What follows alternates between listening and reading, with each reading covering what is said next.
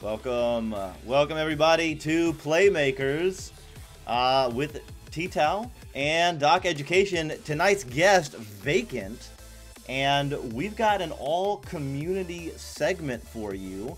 Going to be going through a bunch of clips from a lot of Tyro Academy teams, right? Maybe Slothosaurs. That's TTao? right.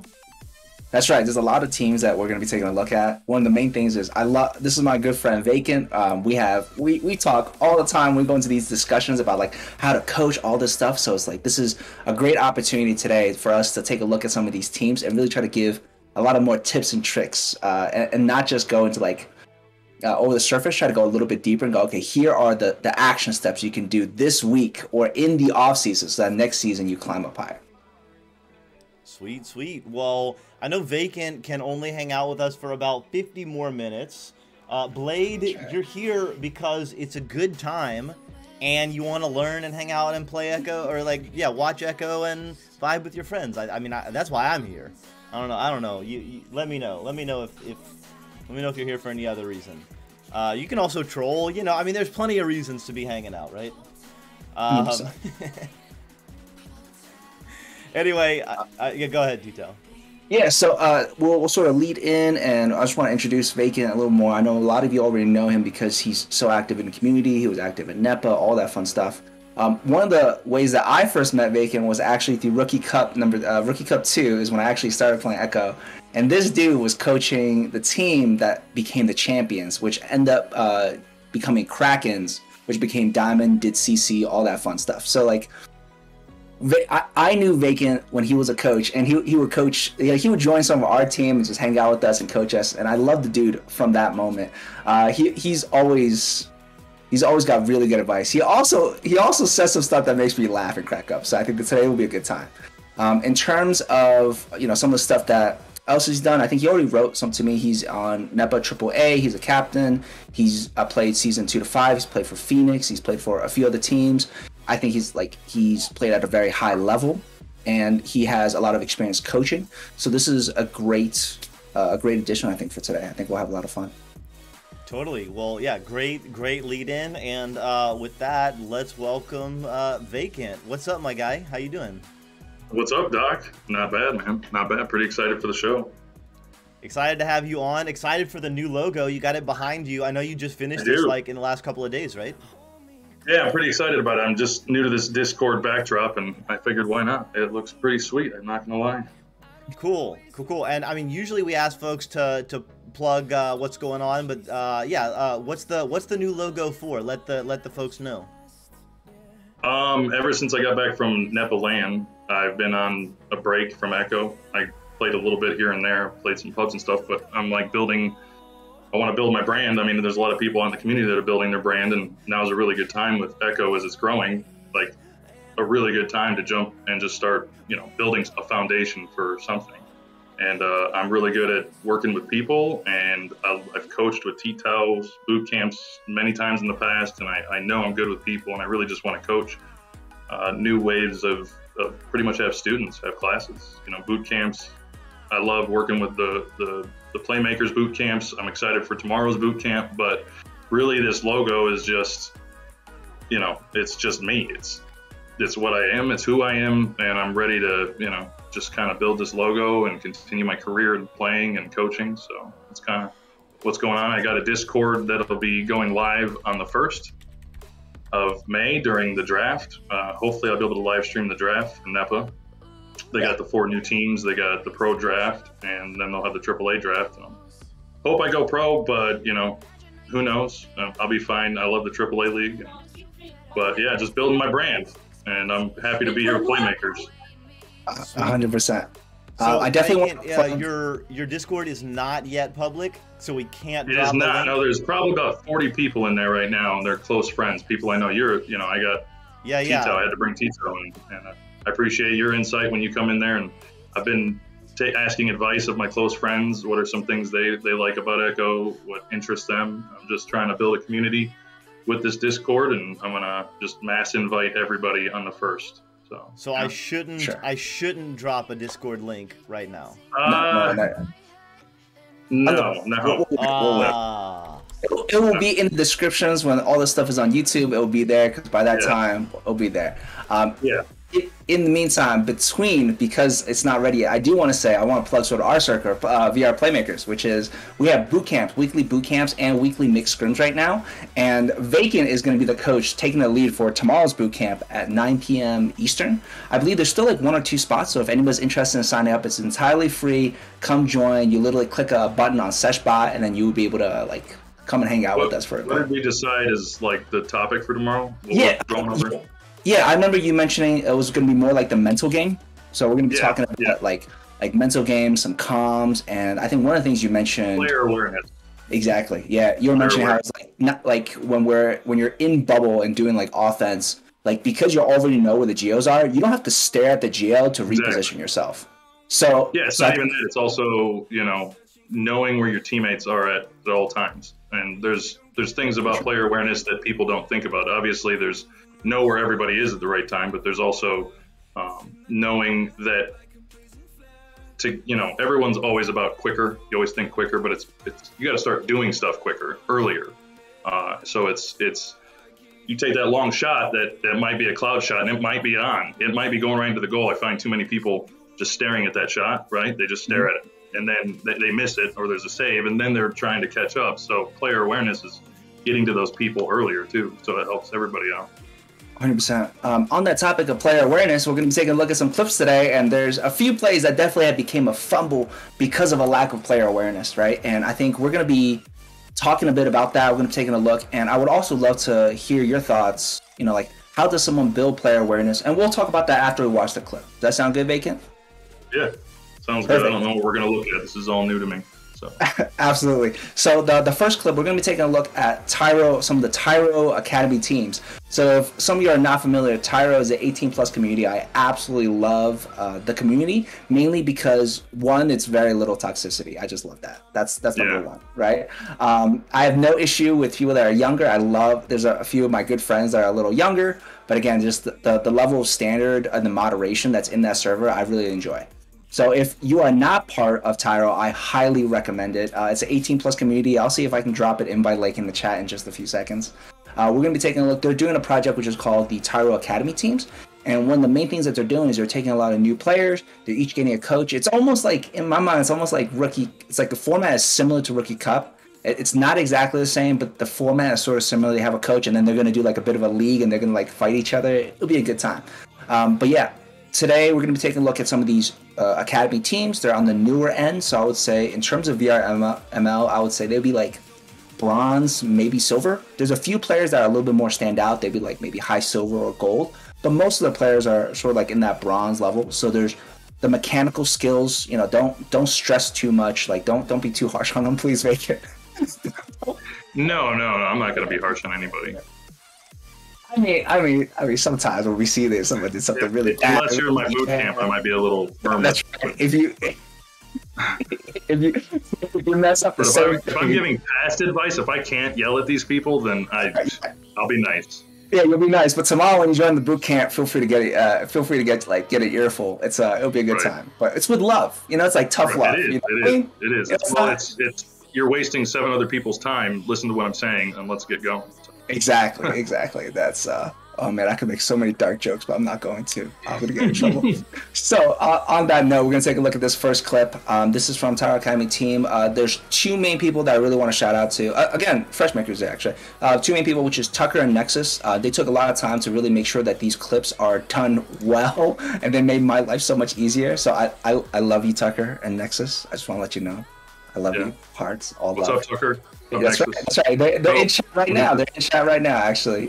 Sweet. So let's take a look at that first one. We can just take a look at it. One of the main things that the person is asking for is that on blue side, when they get disc, right, they take a bit of a risky shot because he thinks there was no better options. But let's just take a look at it and what let's look at it real quick. So it's 0-0, 2 minutes 20 seconds in first round, second round. Yep. I believe this is probably I think this is one of the rounds. They do like a bunch of rounds, so I apologize. I don't know, like out of 6, which one this is. But yeah, go ahead. All right. So here we go. We got two blue in the mid, 2 orange next to them, and another group of 4, 2 and 2. just outside the tubes. Here I'm going to call it out blue and orange team. So blue team with the disc, trying to move it up moving it up. It's a little bit funky, but now the disco disc stops, passes it over to the left side. Disc is bobbling free. Tucker going to pick it up. A little bit bunched up and took a shot, maybe a pass. Goes to no one, and now it gets sent out. Yeah. Is that what you want to see there? While we're watching this, what's the question? Who's asking the question, blue or orange? Blue, I believe, is asking the question, and this should be clip 1, correct? I think this one is. I'm not 100%. This is clip 1. Yeah, when the blue, so one of the players, if you look down, like you can see when he takes like a wild shot from down low and it goes way high. So if you go, I believe it's right around there. Yeah, so right around there. So the person got stunned, he recovered disc, and he just took like I believe that was I think that's the wild shot that he was talking about. Or maybe it's that one. I think that's the wild shot right there. I mean, could be. Yeah. The one to backboard. Yeah, it looks like it was, there's more than 1 or 2. So he's saying that he didn't have a lot of options in that situation, so he just sort of definitely doesn't. The defense covered everybody that's on the left side. One person covered 2 people. Yeah. So, I mean, it's all about spacing. I'm trying to figure out what the question is. Like that wild shot, what else? Yeah. So what can this blue team do as far as setting up on offense? Yeah. So let me rephrase the question to make it a little better. I think when you recover disc on offense and you don't have a good option, what should they be doing? Should they be repositioning? Should they be trying to take that shot? Like what? All right. So go back to right before the bad shot. Yeah. Yeah. I mean, he's got plenty of space. He should not have taken that. He had an option, and it was hold onto the disc a little bit longer. I mean, get to the ceiling and back out. Just start backing out. That's going to make one person press you, possibly both of those people press you. If you start backing out, they're not sure what's going on. They'll probably both chase you, and that's going to open everybody up. But, I mean, look, he's almost to the ceiling. Just grab the ceiling and start backing up. Get to the cloud. And then the other team should not be center and left. They definitely needed to just start spacing out. Get away from your teammates. Get open. So what I'm hearing is, one, before he took that shot, he's floating. Right, so one is to get anchored, right? Get on ceiling, whatever it is, and then also when the options are bad, just start moving away from bubble. Correct? I mean, that's one good option. Go ahead and play this real quick. I want to see what he does, or rewind it a little bit. Yeah, I mean, and then play it at normal speed. So he feels like he's under pressure. He's not. I mean, he's got people pressing him, but he can hold on to that a little bit. Just keep going. Just keep going, back it out. Yeah. And then he'd have had a pass right there to Nest, as Blue Dude set up on Nest. It would have been a nice little pass, drive in and slam it in the goalie's face. Okay. If he just waited one more second and then passed to Nest. Okay. So, so I think this is a really common question, which is how do you build that, like, holding disc in possession? So essentially, so for example, right, you're saying that he's not being pressured, right, and he's throwing the disc, right? One thing that happens a lot is the defender gets just starts looking at you and coming forward. A lot of players I notice, especially at newer players, right, they get anxious, right, and then they just whip it, right, like they just oh, maybe I can take the shot, maybe I can pass, right? Like, how do you start developing that possession? I'm trying to think of how to, like, if I've ever ran any drills like that. I mean, it comes down to mechanics. He should be putting his other hand up and grabbing ceiling right now. Like, his hand's not up. He doesn't know the ceiling's there. Like, he doesn't know he's close to the ceiling. So, map awareness, knowing, the second that he grabs that and he's got a pivot point on the ceiling, he can juke that guy. And you don't even have to be good at juking. You can just turn once, turn twice, and then that gives you enough time to make that pass to Nest. And most people, that are good and they're pressing you, they're expecting a longer juke. They're trying to play the 2-second game on the jukes when all you need is a second. You just literally grab the ceiling, back up, turn right, pass around the defender. To work on it, just anchoring. You got to, floating around the map's the worst thing you can do. One of the worst thing. You want control of the disc and you want control of yourself. So, I mean, he should have his hand up there. What you can do, you can run exercises. Just pass the disc around into bubble and keep rotating. And then anchor, grab it. You know, when you get the disc, juke a couple times and then make a pass. And then juke, you know, pivot a couple times and then make a pass. So, but you see what I mean? And then I don't like how, go down a little bit, go to pillar, look at the other blue teams. Yeah. Like, don't ever do that. What are they doing? And I'm not criticizing them. It's, you know, it's stuff, especially when you're newer, that you don't think about, and somebody needs to tell you about it. And I'm glad we're doing this. Separate from your teammates. He could be on the floor in bottom middle or under boot. Let's see how the other two people, what are they doing? Okay. Yeah. So he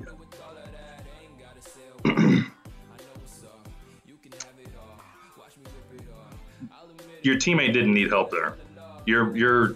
When he went in, when his teammate got stunned, he comes flying in right there. To help him. He doesn't need help. Like, you're the guy with the disc that needs help. Yeah. So separate. If I see my teammate, I'm grabbing, shield right there and dropping to the floor. Yeah. So on the topic of spacing, right? So one is that mechanical piece of being anchored, right? And then also getting more comfortable holding possession of the disc, even just for a second, right? Just to give your team like some time to set up, give yourself some more options. And now you're talking about positioning, right? Again, very obvious. We can see that two players are clumped right next to each other, right? First person got stunned, second person came forward to like sort of help out. And what's happening is that they're actually both taking themselves out of play because they're so close. Exactly. Yeah. So scissors, so a gas scissors right there is able to cover both of them. Those two players, it's going to be really hard to pass to them and not have it, go wrong because you have an enemy player like within grabbing distance. Yeah.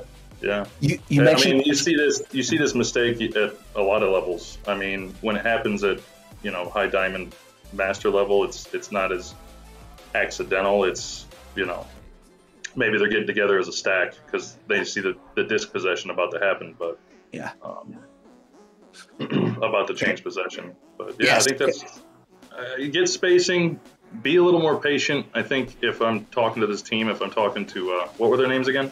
So the main person right now with disc holder is Tucker, and then it's hard for me to see. I think they can pull up names actually. If Doc can pull up all the names on the little scorecard, there you go. Yeah, so it's Nexus, Tucker, Iceman, and Zen.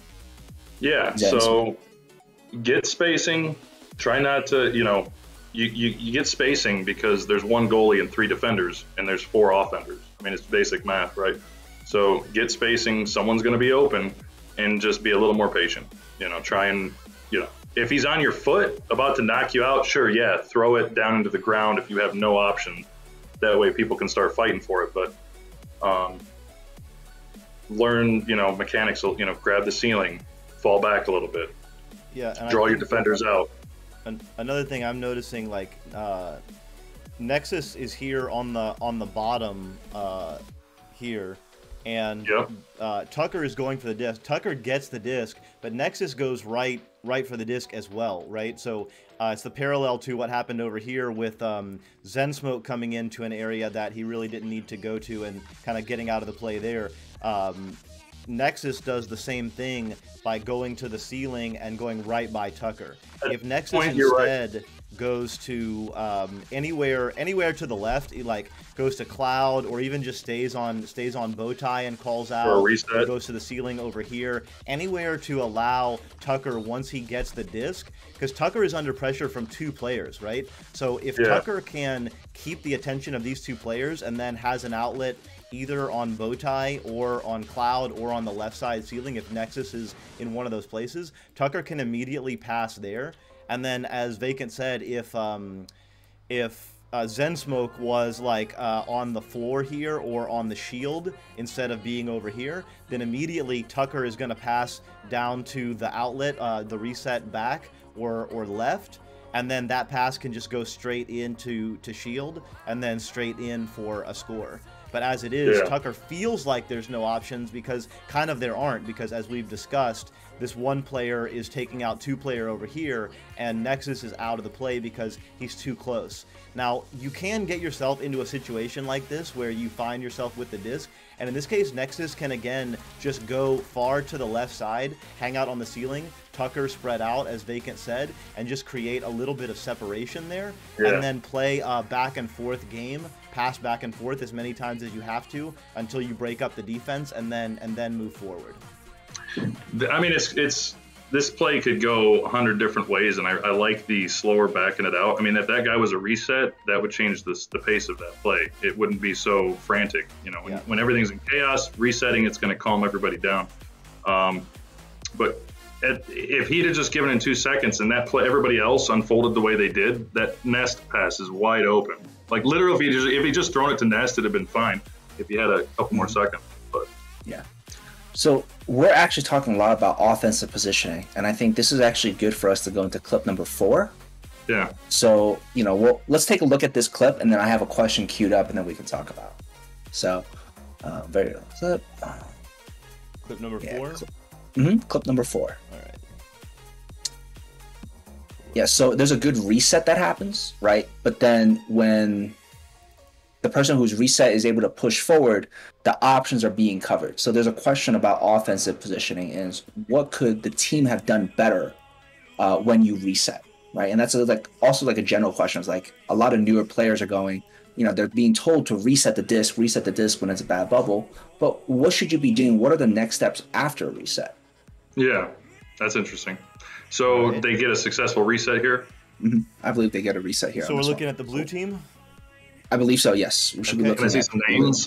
Yeah, so we've got on the blue team, we've got Lolly B, McSparky, Time Lord, Purple Flame.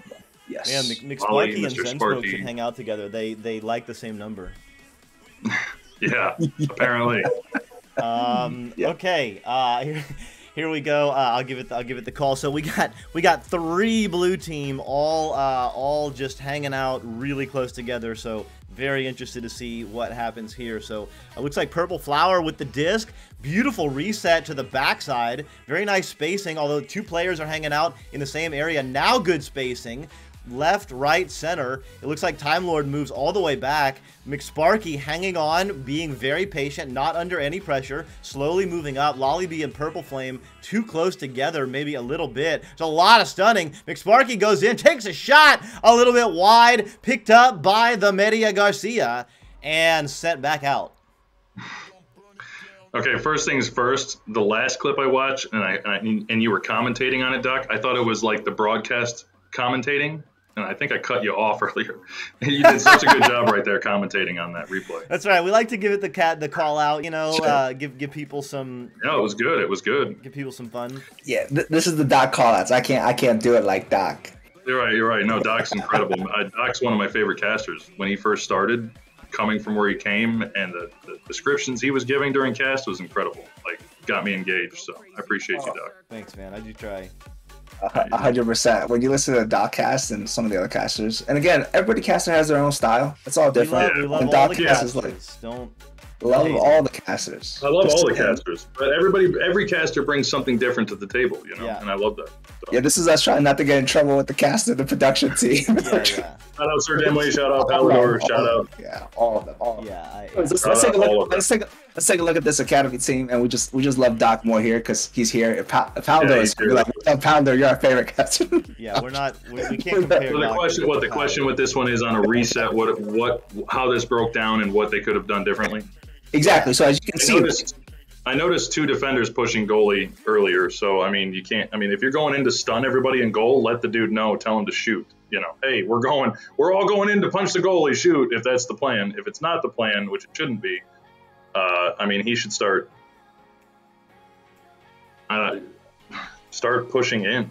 I mean, draw a defender out. Everybody else needs to start separating. I mean, that's a key reminder for everybody who's, you know, not aware. You can't be grouped up like that. That's one pass. Those 2 people right there to his right. If you throw the disc, you're throwing it to 2 people, and it's one option at the same time. You know, so Brace out, drop to the floor, drop to the I heard this from Game and Jaywalker. You want to get to the extremes of the bubble. You want a far right pass, maybe above shoulder on the ceiling, and then down by the 3-pointer on the ground under bubble. Get to the extremes. Yeah, you want spacing. It all comes back down to simple math. When you're getting pressured and there's a goalie, one person should be open. So there's two pieces I'm hearing, right? One, you're talking about extremes, right? There's left, right, up, down, and I also think there's the piece of like in front, north, and south of the goal. So being behind the net and in front of the net, that's also an extreme, right? So there's a few different ways you can do that, right? As you can see, with two players being on same side post, it's making it harder. It's making it easier for the defense to cover you because you're both there, right? Versus if you're on right post and left post, one person cannot cover both, right? Just because of physical spacing, they can't do it. The other piece that you're mentioning is like having one person being available is I think like one thing that's really interesting is talk about like numbers advantage, and I think Sir Dimwee did a really good job about that, which is like when you think about enemy like in bubble, right? The goalie counts as 0.5 of a person because they can't really leave. So when you have the same number, so if you have 4 people and they have they have 4 people, it's actually 4 versus 3.5, and you have that bit of advantage to push in. But that advantage only works if the reset draws out a defender. So as we can see with McSparky here, McSparky actually does a really good job of pushing from bow tie to nugget to shield, because now someone has to cover him. Like when he's on shield, like as you can see with, I can't even see who a person that is. I think that's Chuck. Anyways, that person has to, they can't just leave that uncontested, right? So that's perfect in terms of disc holder pushing up as the reset. Yeah, push him into shield again. So there's two offenders on the right. Where's the other blue dude? He's backing out. He's on left Pac-Man. Yeah. What is he doing after everything is unfolding?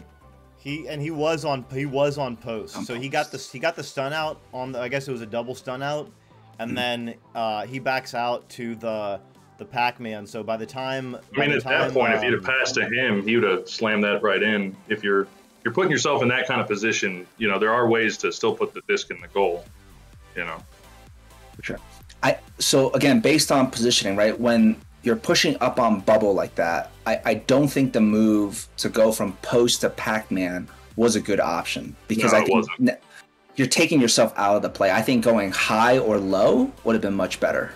If he was calling reset, hey, hit me back on left pack, reset it back to left pack before, as he's driving into shield, or like right then, even, because he needs to be an option and he's not. So yeah, for sure. So what's up, Swag? Grumpiest Broom's got some words for you there, Vacant, in the chat. Yeah. Let me see what he's talking about. Grumpy, what's up, dude? Vacant is a stud test. Miss you, old man. Yeah, what's up, Grumpy? Jonathan. Sorry. What's up, Doug? What's up, T-Lud? What's up, Queen Cap, Farsight, Furry Bum? Everyone hanging out in the chat. Lucifer, Freshmakers, thanks for hanging out. Yeah, thanks for coming out, man. I really appreciate everybody that's here. Ask questions. We'll definitely ask them in a bit. We'll do some more community questions after this clip, I think. But yeah, so Vacant, as you're mentioning, right, like being an option, right, playing those extremes, getting the numbers advantage. So how would you train those offensive positioning in bubble? Is there anything you would recommend, any rule of thumb, or how they would practice positioning better? Going back to spacing, rule of thumb is if you're 2 feet from your teammate, get away. Get really far away. You can run just bubble passing. Just get in a private with your team, your starters, or just all 6 of you, and start rotating passes in the bubble. 6 or 7 passes, and then someone, to make it fun, have them drive at the 6th pass, have them drive in. You'll find a lot of times under pressure, they can't make 3 passes. And then you just challenge your team to do 6 passes, drive it in, or take a long 3. And then stack up to go get the disc and start another offensive drive, just with no defenders, but spacing, keeping space, being able to see your cuts. You need to see your cutters. You need to,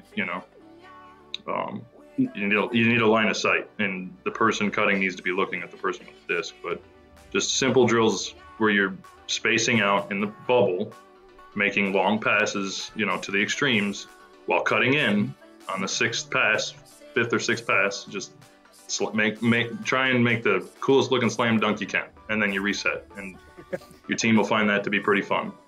Yeah, and the one thing that I think about is just like Vacant said, if you're this close between Purple Flower and Lollybee, you've got to realize that one of these people, or probably actually both of these people in this case, need to move. So you need to communicate that somehow. The very open space is like below and above, and actually like one of these people should probably push to the wall on the far extreme.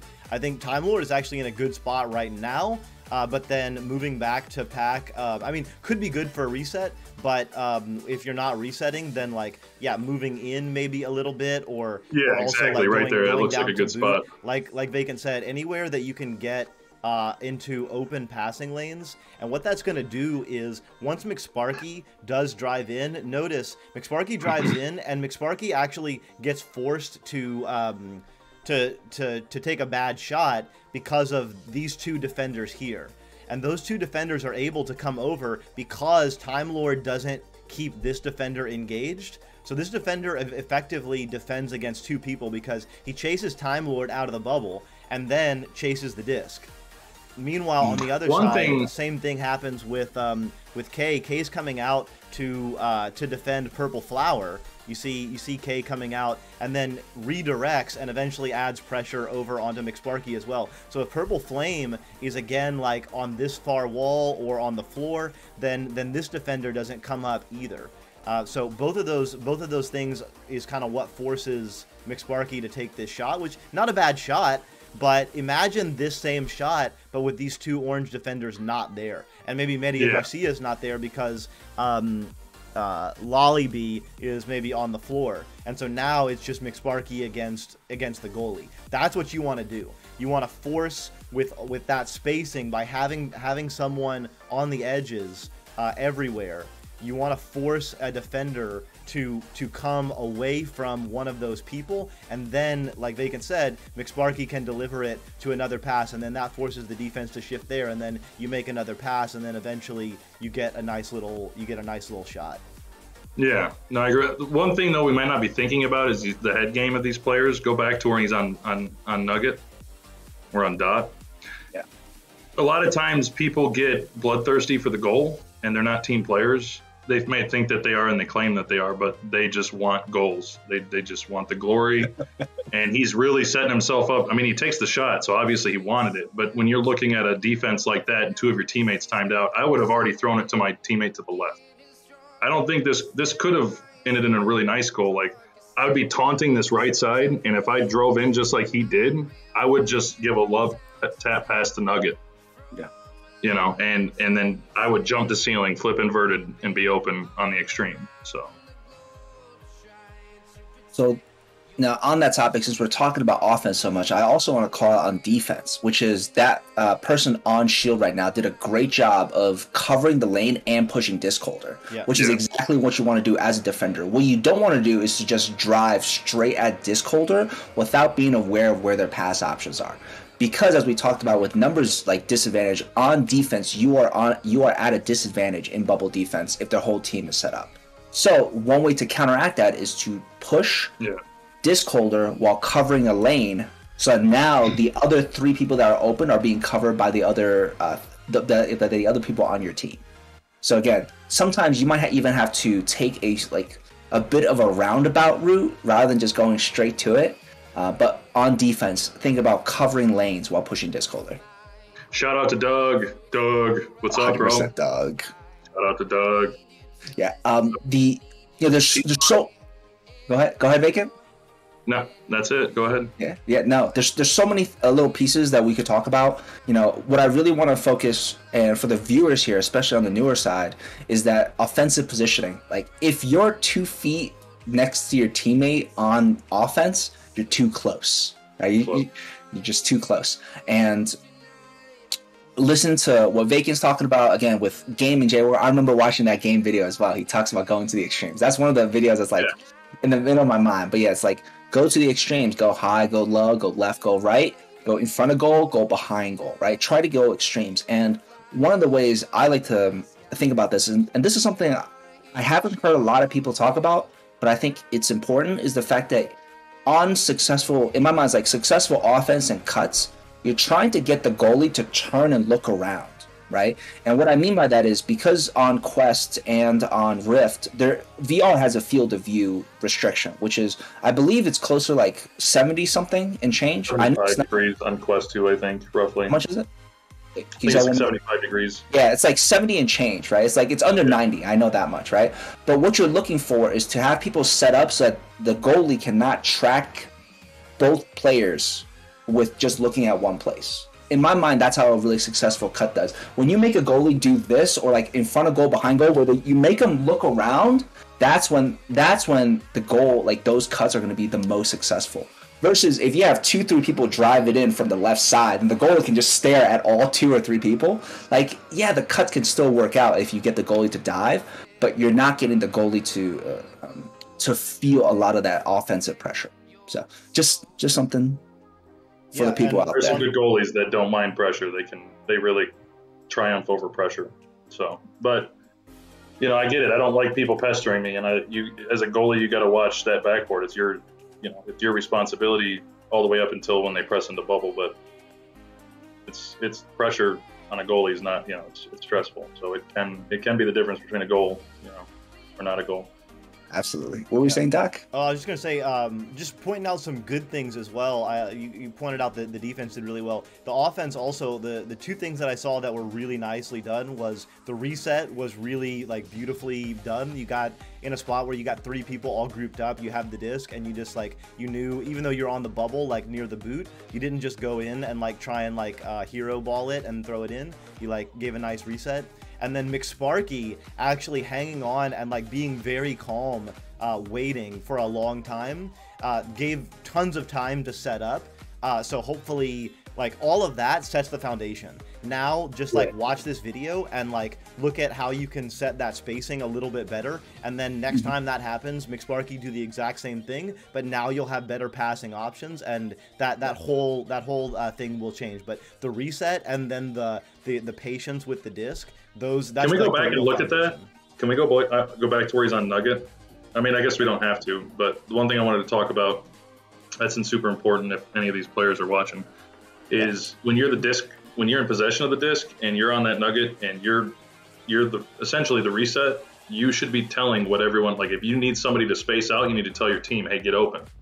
Because of latency, it's easier for the guy with the disc to make decisions out loud than it is for someone else to say, hey, I'm cutting, and then the latency, it takes too long to get to the person with the disc, and then there's usually a late pass or whatnot. So the person with the disc needs to essentially be the point guard at all times, making decisions, telling people what to do. Because if I say, hey, get ready to cut, and then I do the cut, they've already heard the information, versus somebody cutting in and telling it. The latency kind of works against you. Exactly. Totally, yeah, and don't be shy about that. Like, and don't just say like one go low, one go high. Say like Lolly go low, purple flame go high right. Time Lord hang out there, or Time Lord go to left boot. I need you on left boot. Like say actual names and just keep waiting there. You can just keep hanging out on whatever geo. You're not. There's no one. Yeah, there's no one pressuring him at that point. Yeah, if you've got the time, you can do that, and that'll also, if you're doing that, that's also going to calm your teammates down. Totally. So, okay, there's 2 little things I want to add in. One, when you had the disc, would you say that the person should be a playmaker? Hey. Yeah. That's. Okay. I mean, let's quote it. Yeah, right. That's because a playmaker, it's from soccer too. It's like you are the mastermind of the field, and if you have possession of disc, call it out, make those plays. And 2, right? So as we take a look at that offense, and because Nexus, as he sent me this clip, his question was, he didn't, McSparky felt like he didn't have any good options, right before that throw. So if we zoom in on McSparky right now, so if we go looking right before he gets on shield, so a little forward, and if we zoom in, so we get closer to McSparky. So in this position, as you can see, if Lollybee or one of the teammates was underneath goal or above goal, that would have been the perfect setup right there. right? That Like would have been great. you, There might have been a defender on him. I'm still looking at the dude on left, man. I know I saw that. When I was on Nugget and I started driving in, I was watching him come back a little bit. It'd have been an easy pass, easy pass to get open. 100%. But yeah, okay. So now, before we go on to the next clip, I actually have a few community questions. I think this is actually a good little segment for us to spend just like. I got a surprise for you though, TTao. Can I show you my surprise? Yeah, Can we let's do it. Let's do it. Yeah, let's do it. Let's do it. I've been waiting for it. You told me about it before. I brought it. It's what is it? I brought it back from Nepaland. Okay. Some people have seen it, but it's just a surprise for us here. We can actually look at it. This is the champions of the first Nepaland's headset with the champions on the front. That's awesome. Right, that's all of them. That's their signatures and that's their gamer tags. I told 100%. Game, I said, Game, you can have the middle right there, bro. And his eyes lit up. He's like, that's cool. Yeah, no, that's awesome. And then I have the runners up right there. Yo, that's legit. That's sick. Legit. That is dude, sick. If Echo Eddie takes off, such a good game. Dude, we gotta dude, like in my mind, you know, like how like some baseballs are worth money. Like after a while, they're just like that. That's the long game right there. They don't even have their autographs yet. Like they don't have their correct signatures yet. I'm not trying to call them out yet or nothing. Next season, I guarantee the signatures are gonna look slick. For sure, 100%. That looks awesome. That looks really awesome. Thank you to all of you guys who signed that. Everyone was super cool at land. Oh, 100%. Well, I'll go to land one of these days. My baby's not wake up in the morning. So, okay, let's first off, dude, that's awesome. Like that looks so cool. If you can take, I don't even know. You can take like a 3D image of it, like use Blender to get a 3D render of it, where people can kind of look at it. Yeah, that's just those are the champions, man, and I think that means something 100%. Okay, now that was so cool. It got me off my track. It's also the champions of the actual season. So this was Nepaland champions and Nepaland runner-ups, but they were also during the season. So 100%. You know, you got Game, KRC, Saluna, all those people. Like they're all top tier. Anyways, okay. Okay. Got a few questions for you. Okay, this is from Spike 4887. Right, he's saying like, you know, what are some of the biggest things you've picked up as you've been playing the league, right? And what are some things that you wish you known earlier? Like as you've been playing NEPA, as you playing, you know, VRML, what are like one or two of like some of the biggest things you picked up since playing competitive? I mean, one of the biggest things is chemistry and how it's developed and the importance of it because of, you know, bottlenecks. I mean, this game happens in microseconds. It takes us longer to talk about what's happening than it does to do what's happening. So you got to know what your teammates, you know, what they're doing, the call-outs that they're giving. If they're shorthand call-outs, you got to know when they say, hey, you're red. Does that person mean I'm super, like I better throw the disc right this second, or I got, you know, a second, you know? So chemistry, like going into AAA and being on a team that's just thrown together, I found out that everybody coming from different play styles, hodgepodge together, that, you know, we're all saying the same thing, but we're yelling at each other about not saying what we thought the person was saying. That's hard to break down, but like when somebody says, you know, reset, maybe they have different lingo. And I found out that that is super important, that you got to know what your teammate's doing and what they're saying and what it means, the interpretation of it. And that's how you build chemistry quicker. Like, hey, tell me what you mean when you meant this. Let's go break down the play. Let's not talk about the play right now while we're under attack and trying to make defense or going back up in the tunnel. Let's literally go back and tell me what you mean. For one, you know, discuss what you're talking about, the concept, so I can fully understand it. People get into arguments. The head game is ridiculous with egos. You know, sometimes people think it's just ego, but again, it's just miscommunication. But so chemistry is one thing that I've coached a lot of people and I've developed that over the years. But if I could go back, I would focus on what the other person's trying to tell me, what my teammate's trying to tell me. Because when I hear it, I might be perceiving it one way versus what they're actually meant. What was the second part of the question? No, what are something that you wish you know earlier? And what I'm hearing is like it's almost that difference in language. It's like, one person says red and the other person says red, and they're not the same thing. Exactly. And, Yes. right. Yeah. It's like, yeah. Some people are like red when they're like 5-10 seconds away. Like, I said red 5 seconds ago. What were you doing holding on to it, man? Yeah. And then the other person's like, they say red after they stunned you. You're like, you're red, by the way. I'm like, yeah, thanks. Yeah, I know. Man. I was the disc already. I know I'm red. Okay, so like getting clear on that language, and what I'm hearing is like doing sort of like what we're doing, right? Which is like a live review, like doing a video review or just chatting after the game and going like, and not just like trying to like fight with each other, like I can't believe you missed a disc, but like, hey, exactly. You said this.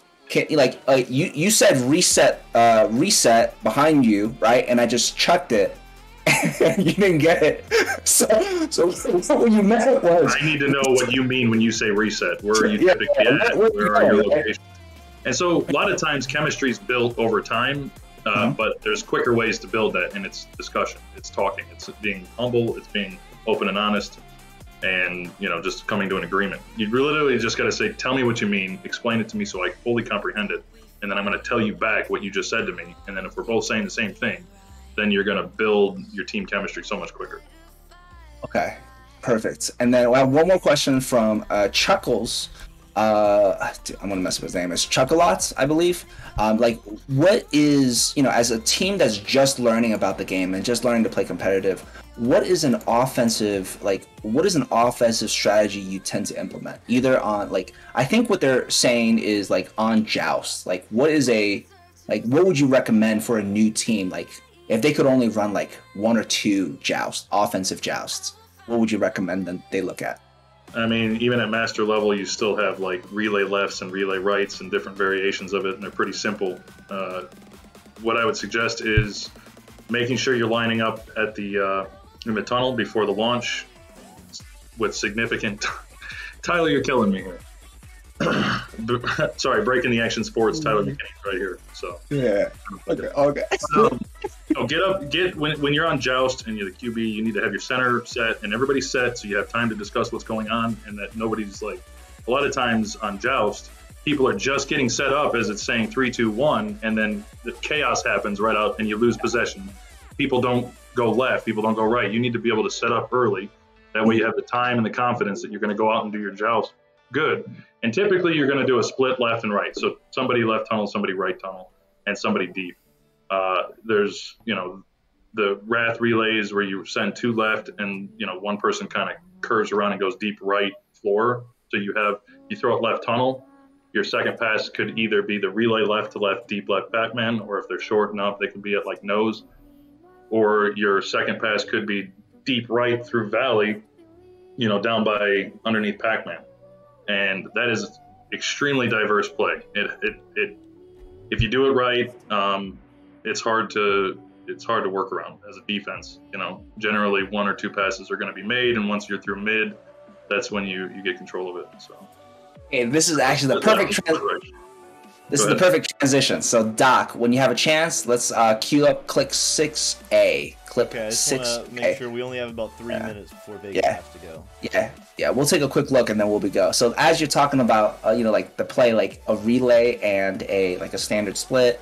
We're going to take a look at a relay real quick, and then love to hear your thoughts on the positioning of this relay. So this is a great transition for it. So it'll be quick. It'll just be a quick little relay. They did modify a little bit. We'll take a look. So orange team is going to be coming out of the tubes, it looks like, or blue team rather.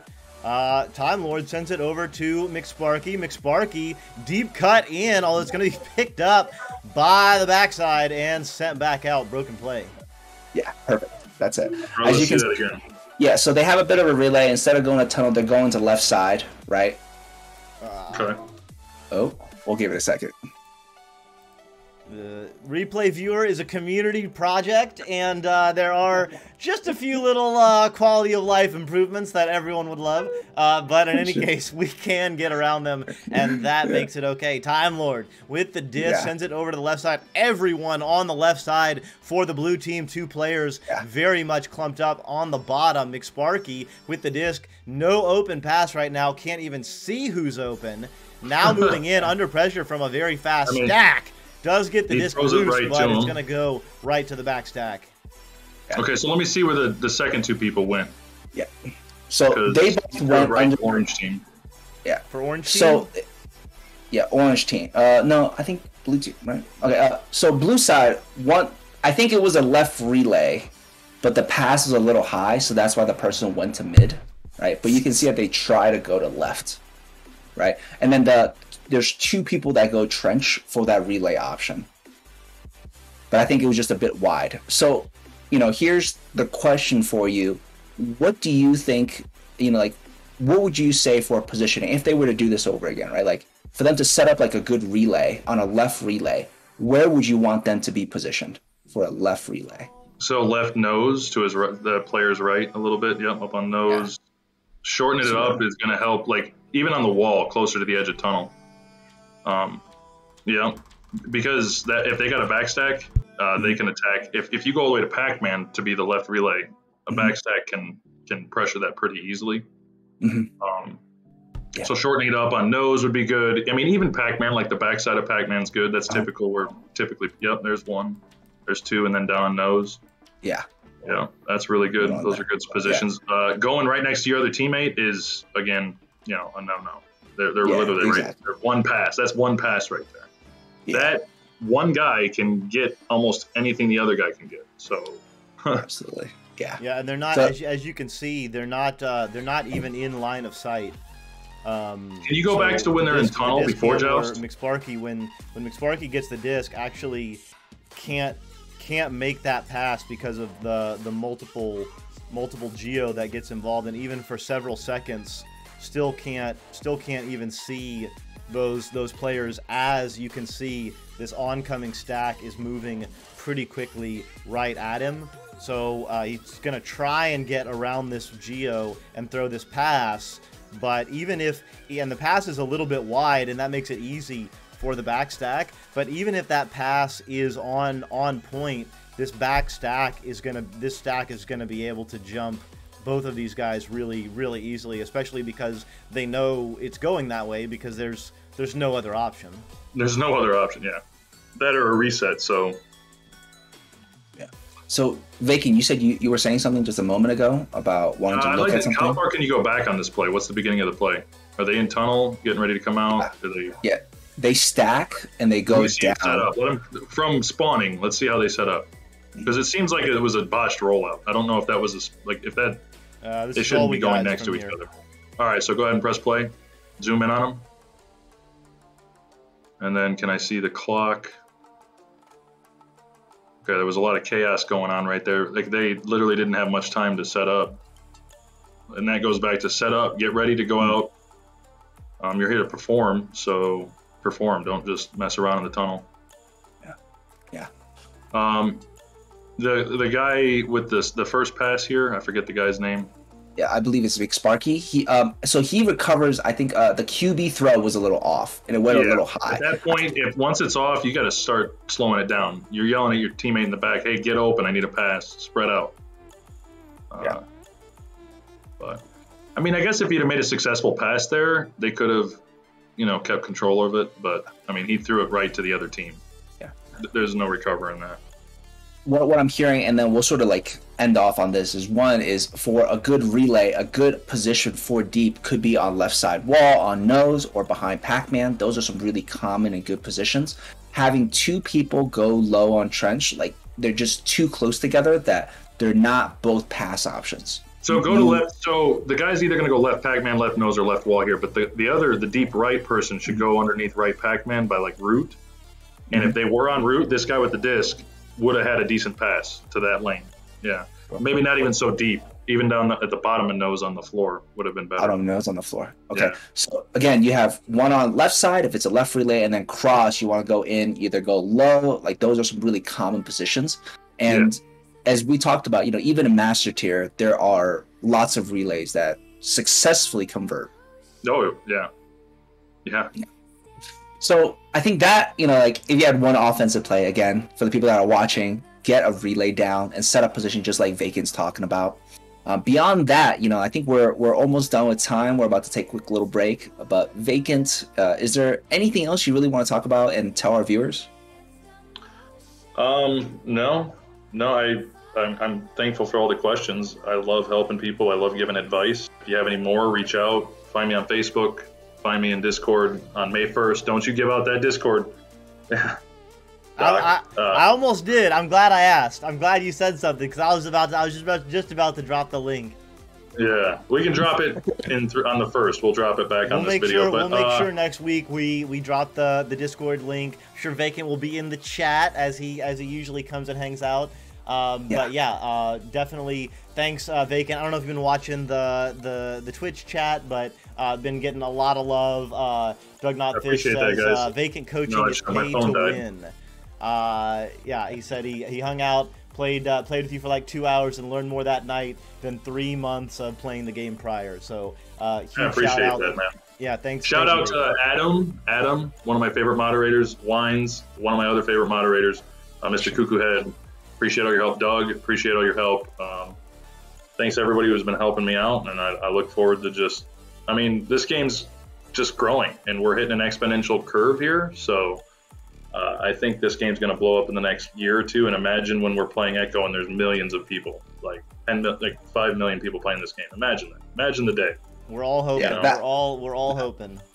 There's no hoping when there's how many of us right now are there, right? And every game it's just when the technology like Ignite.gg and all this stuff starts really showing the mechanics of the game, like in detail. When you see these, the one thing I hate about streaming Echo is that the disc is being followed, and we got to rely on you guys to tell us about what's going on in the backfield. But there's so much stuff. Like when you stun game out, that's freaking incredible. And then all of a sudden you get a goal. Like when we start being able to broadcast and show the world what's going on in this game in microseconds, and they can get a good visual representation on how much work was actually put into it, it's going to be a spectator sport like no other. So I'm excited.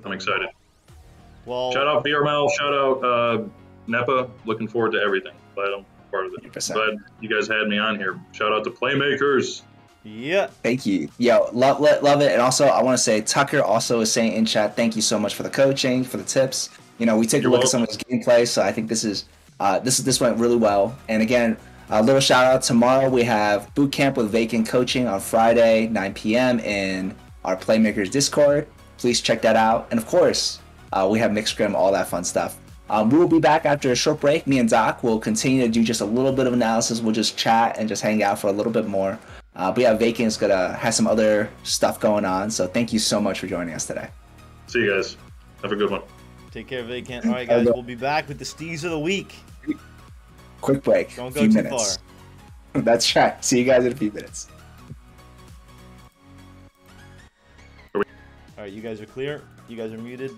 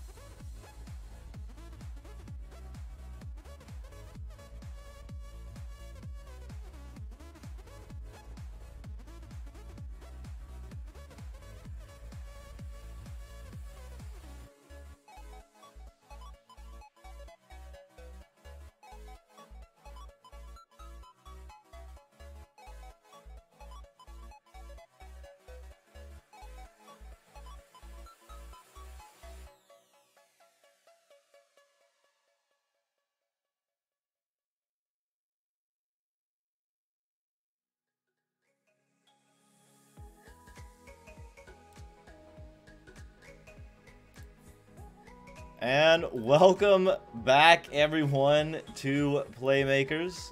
I promise you TTao is here. Thanks to Vacant again. It was a lot of fun. And now, of course, we have the vaunted Steez of the Week. So... Okay, this play, I want to just let people know, this play is fucking next level. I saw this and I was like, you gotta be kidding me. That is amazing. So, as a little setup, as you can see, it's Nebraska Numbskulls is who we're looking at, and there's 1 minute left on the clock. They have a 3-point lead, and they pull ahead with this play. This is just an amazing play. Well, Doc will comment, and then we'll go from there. We'll check it out.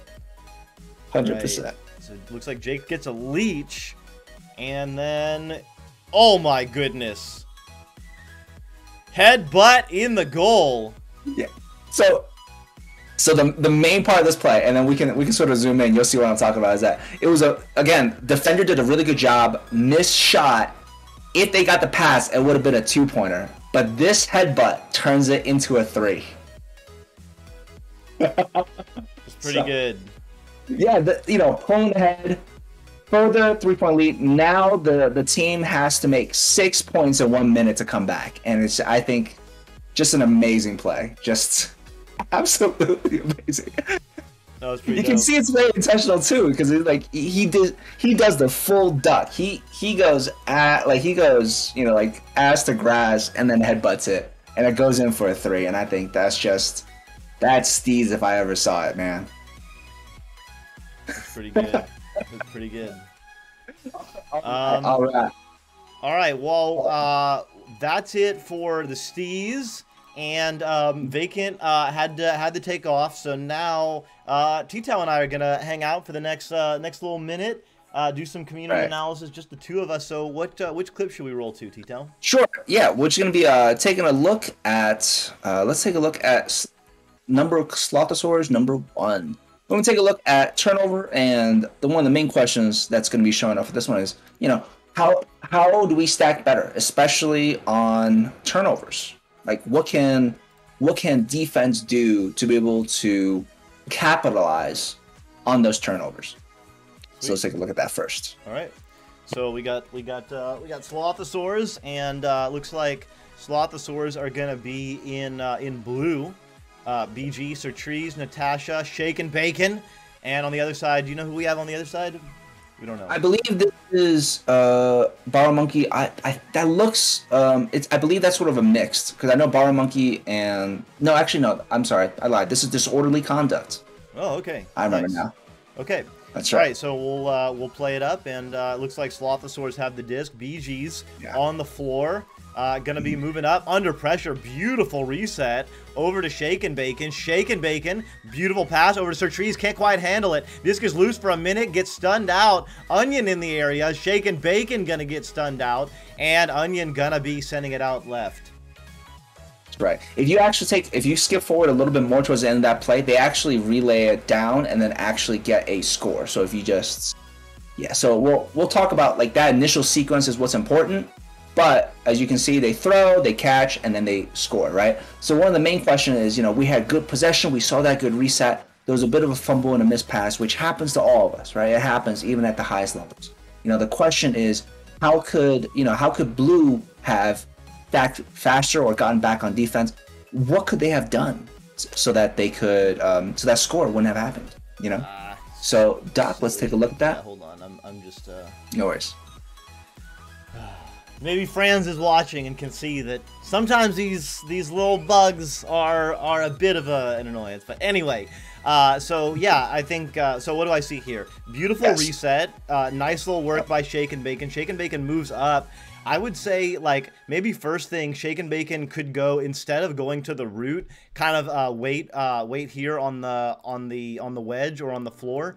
So notice, like, Shake and Bacon has to move up and moves right into the teeth of that defensive player, Brooks Bank. And Sertrees is open, but if Shake and Bacon were to hang out, like, a little bit further and force that defender to come to them, then that makes that pass even easier. So that's just one little thing. But good spacing. So Trees is in a good spot. Everyone's kind of, there's person left, person up, but these people are not really in the play right now because of this pressure that's happened here that doesn't really need to happen. So Trees now gets the disc or doesn't. Now, here's one thing that, in relation to the question that I see. So Trees immediately goes for the disc, and notice where Sir Trees' head is at. It's looking completely at the disc, and Onion's gonna grab and get the stun out. So the number one thing is just to notice, like, you've lost the disc, yes, but you should be able to see right here that Onion is coming up with you. So you're in a combat situation. And so what that means is you're going to need to be keeping an eye on that person, and also like definitely getting your shield ready. Obviously, if you can shield there, then you can be in a position to get the disc. Now, so Trees then gets stunned out, and let's see what other people are doing. So Natasha and BG are just kind of hanging out, like watching. That's okay. Maybe they think there's going to be a play on it, but one thing they can do is go ahead and start getting ready for a stack. Kind of hard to say because you know, they didn't know who was going to get the disc, but especially once they see Sir Trees get stunned out, once Natasha sees Sir Trees get stunned out there and Onion is in the area, you bet that Onion is going to get this disc. And so that means, Natasha, you should be looking to pair up with BG's here. BG's, again, as well, you should be, like, looking to throw your shield. BG's gets stunned out by Gabe right here. If BG can throw up a shield and then go and get Natasha, then they're ready to re-grab back. So that's another thing I see. And then, yeah, Natasha pushes out to the nest, which just kind of gets her away from, and then even further, like, pushes up, which does cause the pressure to get the disc out. But again, like, right now, what Natasha and BG need to be getting together in a re-grabbing stack to go. And the same thing over here with Shake and Bacon and Sir Trees. They need to be looking for each other immediately. Sir Trees goes far away from goes for BG. Which, I mean, it's good that somebody got stacked up, but the pairs that really should be stacking are Natasha and BG should be stacking, and Sir Trees and Shake and Bacon should be stacking there. So that's one thing there. Another thing, so Sir Trees and BG eventually do get stacked up. Natasha and Shake and Bacon are not. So again, if there were two stacks, we would have more options. But then they get broken up, and everyone is going for the disc here. You've got Natasha, BG, and Sir Trees going here. Like, the level that you guys are playing at now, you have to expect a lot more scoring power, and Sir Trees and BG should be going home here. You should not be going for the disc, because you should be recognizing that that these players are going to be flying up and getting there. So yeah, I would say Sir Trees and BG should be beelining home, and probably if you do that, you're gonna get there right when this disc does. You're gonna get a stun out, and you're gonna save the disc there. Absolutely. Everything that you mentioned, especially with Natasha on backboard, going with the other person next to post, right? Like, that I think is the absolute best play. Now, one thing in terms of all the situation, what I think is happening is that it's an issue with communication and comms. So the moment that Sir Trees is unable to get the disc, you know, because the fumbles happen, right? Like, don't stress it. These things happen, right? What's important at that stage is for someone on the team to call, like, loose disc or something along those lines. Especially when Sir Trees gets stunned out, right? And he's not able to recover. You have to say, like, turnover or enemy has disc or something. When those comms, you know, or, you know, whoever's on the back line should be able to see all this happening as well. Whenever those turnover situation happens, where now the enemy has a disc, right? Start looking for each other for those stacks. Now, as you can see, enemy recovers disc, and Natasha, only when they recover disc does Natasha then start pushing forward to chase disc holder, right? So again, I imagine there was enough time to see that the enemy has disc, but her priority at that point was to chase, and you were so close, right? You were close. You almost got them. But as a solo player, right, trying to chase the disc holder, especially because they're like right next to each other, the chances of you being able to catch them is very low because they can dribble, they can pass. It's very hard for you to catch them in that situation. So as Doc was saying, fumble, now start stacking like this, like right here at this point right is when there, once you see your teammate get stunned out, you should bet that you're not going to get the disc. You need to move right now. And movement could be like going to nest is not a bad option, especially because your player BG is engaged in combat down here. So moving up and then allowing, like, saying BG like regroup at nest or regrab at nest. That's or like if you just get there first and then BG is able to get in the flow, then you can come back and then you guys can go. That's a pretty good one. But so it's 8:15:91. Let's see how long it takes Natasha to move. So almost 2 full seconds basically for Natasha to move there. She could be already out at nest right now and like either able to pester Onion from there, or go back to Sertrees or go back to BG. Yeah. As you can see, the other open option, I believe, is Sertrees, who goes to same side shoulder, so right shoulder, right? Now, even if Natasha is not able to go with BG, I think going with Sertrees would have been a much better play as well, rather than her pushing by herself, right? Yeah.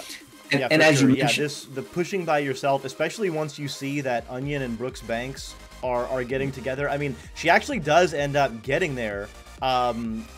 Which is fantastic, but you've got to expect once you see that you've got to move backwards and go either for BG or Sertree. And again, like, you guys got to be going home, not going for the disc at this point. Yeah. Now, I think the stack chasing disc is not actually a bad play, but because Natasha's already there, now you're triple committing to one person, and as you can see, very open pass there. So I think again, it's a comms thing. If Natasha was saying, like, I'm chasing, I'm challenging, you know, anything along those lines, the stack can then do something else. Right? Yeah, and I think going the stack for the disc is okay if you have a second stack. So if Shake and Bacon and Sertrees were together and Natasha and BG were together and one stack wants to go for the disc while the other stack goes home, that would be good. But yeah, as you mentioned, TTao, right now you've got all 3 players and none of the players now for Slothosaurs are stacked together. So there's just you've got no chance, and you've left a completely open goal. Yeah, again, I think those communication of going, you know, who's going back to net, which stack is going where, is going to only help the gameplay. Saying that I'm going back home or I'm going to disc is not going to hurt the team for you to communicate that. I think it's more of a habit that people have to get used to. So as we can tell, you know, in terms of how can the stack get together faster, how can, like, offense, turnover, how do you get back to defenses? Keep in mind of where your friendlies are, right? And when when the disc is loose and you see that most likely enemy team is going to get it, start stacking at that point. Don't wait. Just go towards friendly. Yeah, and that's a really big one because, you know, stacking is a lot of different things, right? Like, a lot of people, when you practice stacking, it's just like getting in an arena and regrabbing and like trying to go faster that way, which is important, and like being able to stay together over long periods is important. But notice, you know, we said Natasha has 2 seconds here basically where she pauses and is not in the action, right here hanging out, where she could be engaging in action, and BG as well kind of gets hung up with Gabe. So the ability to understand, like, have a feel for the game when things are going to change or when they might change, and just go ahead and find someone and stack. Think of it as like potential energy, right? Like, if you're immediately stacked, you have the potential to go almost anywhere in the arena very quickly. If you are not stacked together, you don't have that potential. So I just, like, unless you are in a position where you're either on offense or defense and the disc is very much under control and you want to have spacing for some like offensive attack reason or like defensive like man-to-man reason, think in stacks and think about finding players to get together so that whenever the disc moves, you're ready to roll. 100%. Right. There's a stack will always be faster than a solo player, even if you have a head lead.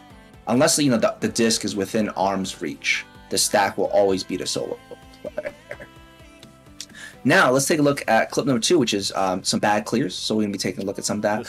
Actually, right before we do that, I do want to call out that Brooks, who's a good friend of mine, we played on Dislocated together way back when as well. They do a fantastic job of passing going from side tunnel, going to that open pass right in front of the net, and then clean open net. Easy 3, because there's no defense. That was fantastic. So I just want to say that was a great call. Yeah. Rather than just the disc holder just trying to whip it into net from half tunnel, which maybe they could make it, right? Maybe not. But that pass over to the person next to shield, so much easier of a shot. Now we're going to take a look at second clip, and the main thing we're going to be taking a look at is some of bad clears, and we already talked about this with Vacant about keeping possession, right? There in that first clip we looked at today of Tucker going like, you know, how do you keep possession, being anchored, right? Let's take a look at this clip and talk about how can you keep possession better. All right, so it's dislocated against... No, this one should be the same teams. Sorry, it's Sloposaurus against disc-oriented. Disorderly conduct. There's a bunch of teams with like very, very similar names. A bunch of teams with the disc in it, which is good. I mean, it's good. No, it's good. Okay, disorderly conduct. Okay, all right, here we go.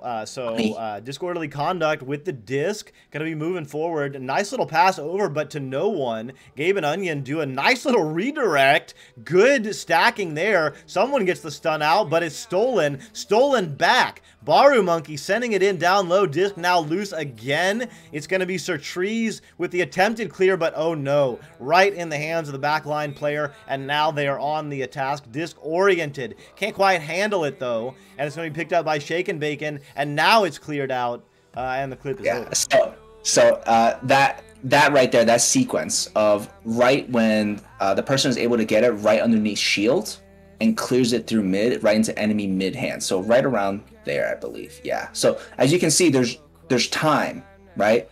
Surtrees, again, there was someone that was close to him, but Surtrees is actually, he has more time than he thinks.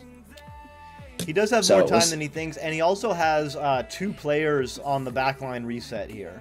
So BG and especially Shake and Bacon, BG is a little bit blocked by the shield, but Shake and Bacon is like a perfect reset here. So, you know, I think you guys are good enough, like, you know, once you're able to make several passes in a row and feel confident in it, you're good enough for a reset. Some teams, you know, like just starting out, especially bronze, maybe even silver level in VRML, I might suggest like just go ahead and clear because it's dangerous to miss a pass in your own side. Yeah. But once you get to the level where you can confidently pass it, this should be a pass to Shake and Bacon, and Shake and Bacon should be going to the floor here. And BG should be going to the wall. And so what's going to happen is, ideally, Surtrees is going to pass backwards to Shake and Bacon on the floor, and then BG is going to cut maybe to the wall, and then Surtree can go to the left side here. So then basically you're going to have a player here, and then a player maybe on the wall here, or maybe on the pillar. Could be a few different places. Could be anywhere. You know, anywhere on the right side, so that there's two passes open. Surtrees, I feel you, bro. I get scared easily. I feel you. But that's why you need Shake and Bacon to be calling out, hey, you know, you're yellow, not red, probably yellow, and reset. It should be yellow, reset, low, and you should be able to just flick that back in this area, and Shake and Bacon should be able to get that disc really thrown anywhere in this vicinity. You should be able to just flick that back without even looking, really. and then you can have your 2 passing options, and then kind of work that triangle and move up from there. So that's one thing. But even that said,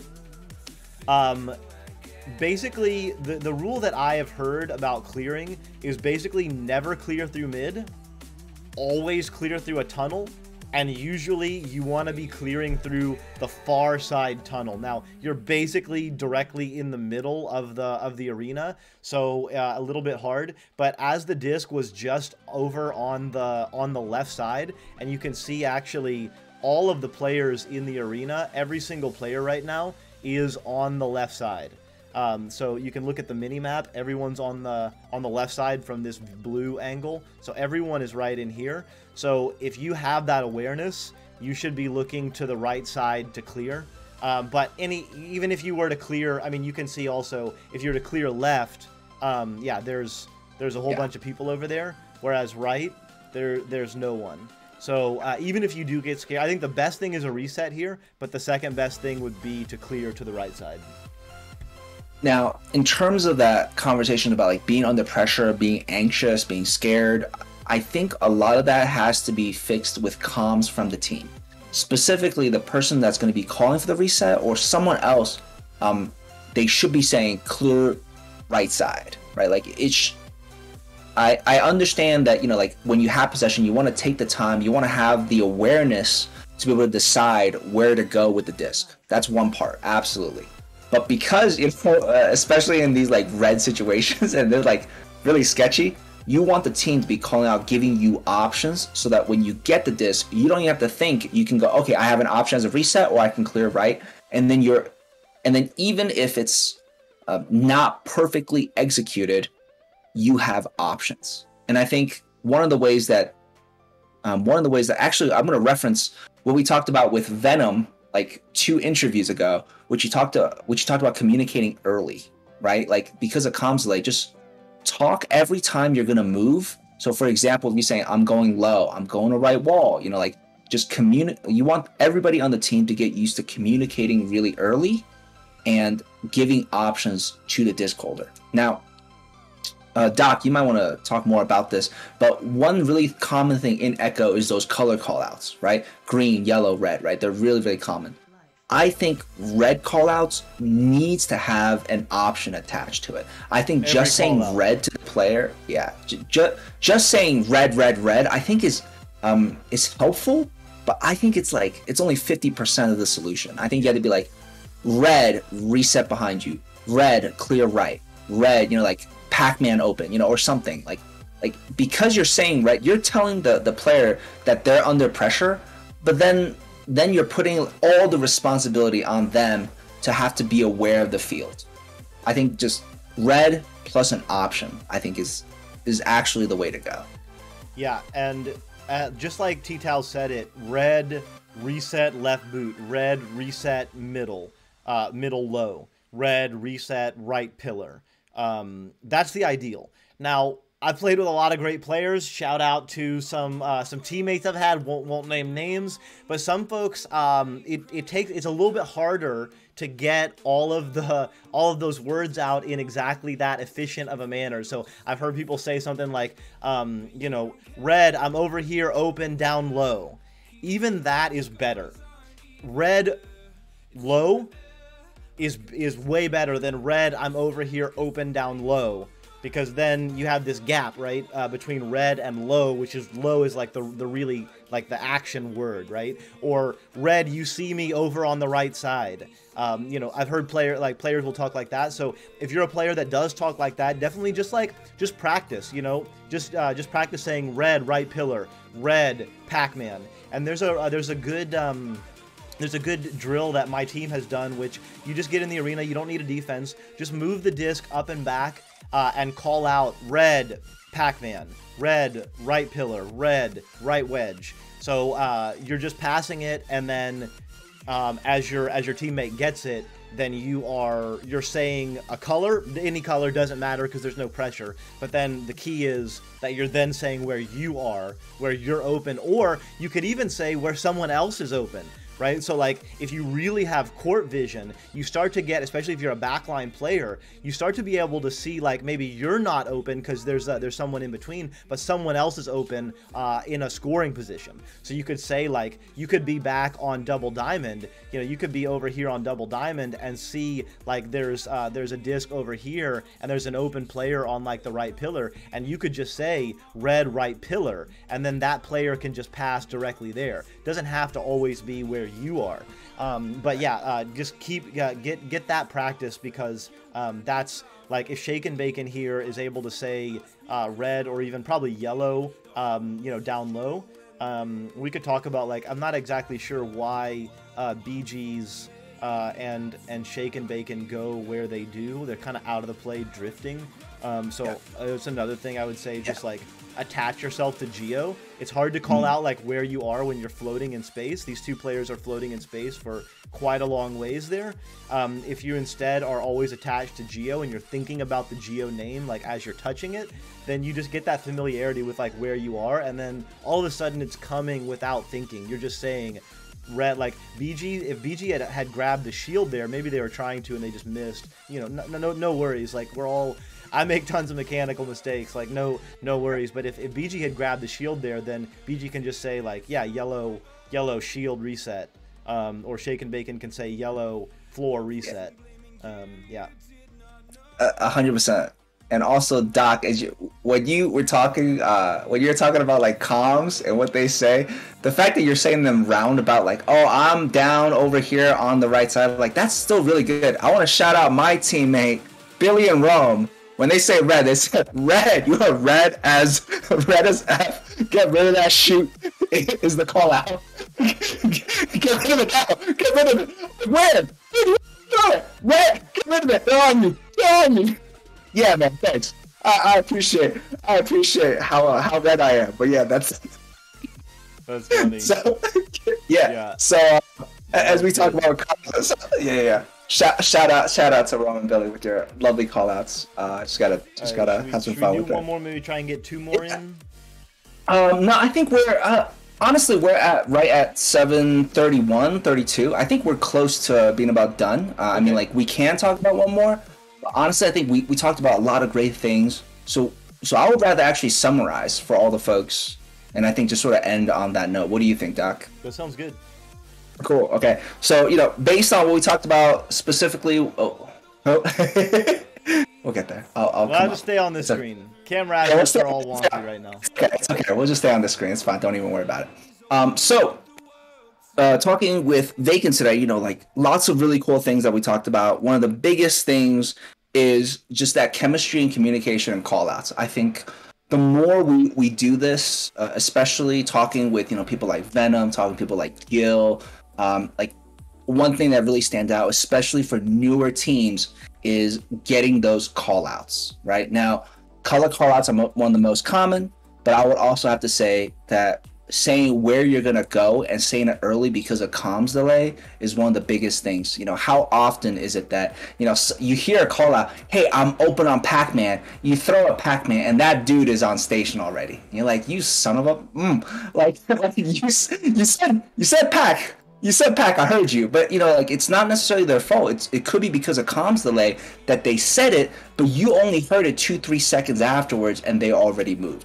So being early with it, like when you leave a geo, say where you're going, right? Like if you can do that consistently and your team is able to just listen and be able to know where everybody is, you're going to have such a huge advantage over a team that's very silent and not even talking and saying where you guys are. So that's one. Communicate early, right? Just try to communicate your intentions. That's number one. And two, as we talked about with Sir Trees, he's in chat saying, I get scared easily. That's pretty funny, dude. Why do you do that? I get scared easily. Yeah, you're killing me. I mean, that's fair. It's fair. I get scared easy. But you know what? I've also heard, like, I think it was Rox, or actually heard, I think a few master tier players say this, that they would always rather someone get stunned out and lose the disc than lose the disc through a panic clear, because when you have the panic clear turnovers are much more common than actually holding on for too long and getting stunned out.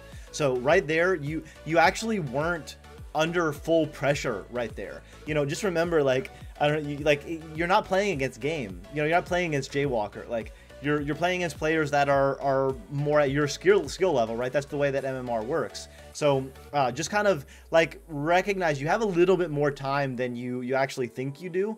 And it would be better right there. Like, you had Shake and Bacon and BG were in defensive position. Even if you did get stunned out and got the disc stolen, you know, they're gonna have a 1-on-2. Like, they're gonna have to reset. They're gonna have to do a lot of things before they can get their offense going again.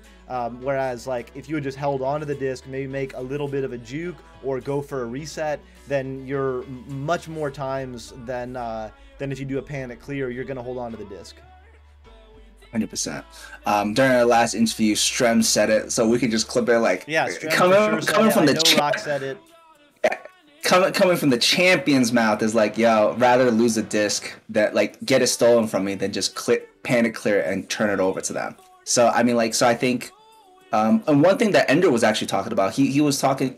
Who was he called? He shouted out. He like called out to be like, "Yo, this one player that I like." I think it was specific that he was like, "Yo, you need to do more one-on-ones."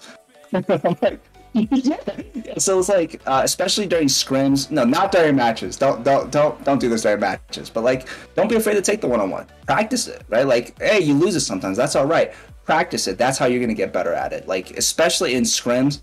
Don't worry. Like, oh man, we lost the scrim. No, man. Like, work on something, and working that 1v1 is useful at all levels. You know, coming from Ender is like, hey, this diamond player would be better if he just practices 1v1 and got more confidence. So I think, again, repetition is like, what's the term, was like escalating, like desensitization. You know what I'm talking about? Where like someone's scared of something, like you're scared of the ocean. Oh yeah, I do. Yeah. Yeah, it's like that. It's like, hey, 1v1, right? Like, just, you know, play with somebody. Do it in pubs, you know? Just do like, it in the lobby. Do it in the lobby while you're waiting. While you're waiting for the pub, grab the disc. Have your teammates try and steal it from you. Try and steal it from them. Just like always be juking. Just spend that time. Yeah, practice it, and you know, like it's only going to help you to practice these things. It's not going to hurt you. Like, again, as we talked about, I think it's very clear that the goal is not for you to hold the disc and 1v4 and try to drive it in by yourself. I think it's clear that that's not the case, right? It's just 1v1, get past your defender, right? Like, just don't be afraid to take those. Like, don't, and one of the ways that you're going to get less and less nervous is for you to actually do it more and more. And on that note, one of my favorite drills, and people can check out some of the videos on our YouTube, is Rox talks about the 1v2 drill. And I think that's one of the best drills to work that, where you have a defender, you have a goalie, you have one person try to drive it in. Try to drive it in, like 10 attempts. How many can you get? Like, there's really no rules to it other than start like a little bit outside bubble and then just try to drive it in, okay? On that note, I should probably link that in the in here. And we have our YouTube channel. You guys should definitely check that out. But other than that, you know, communication and chemistry, and I think especially with newer teams, Vacant brings up a really good point today, which is try to get clear on the language of what's actually going on. Some people, when they say red, what they mean is you're green and one dude's coming at you, and someone else is saying red after you get stunned, right? Like, so try to just spend a bit of time with your team and talk after, like, hey, you know, what are the comms? You said X, like, hey, we're getting ready for offense. What did you actually mean? You know, like, just get clear on the language. Yeah, and go to ignitevr.gg/Spark, download Spark, save your Echo replay files, and send them to us.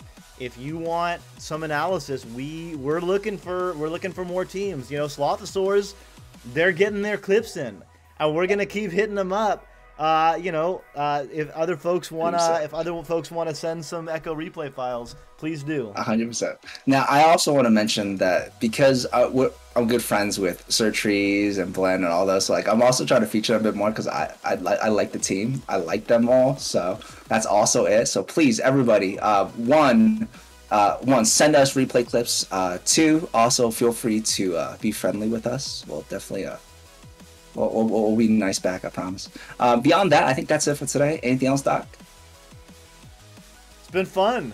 Thanks again to Vacant. And yeah, keep having fun out there. I mean, you know, this show's about like how to improve, but really like we want to improve so we can have more fun, right? Like it's cool to do cool stuff Absolutely. in the arena. Like you have fun when you do something cool. But just like shout out to everyone who's playing the game and just having fun. Like you know, just keep picking each other up. Like you know, teammates get scared. Teammates you know, make a mechanical mistake. Whatever. Like you know, pick each other up and have fun out there.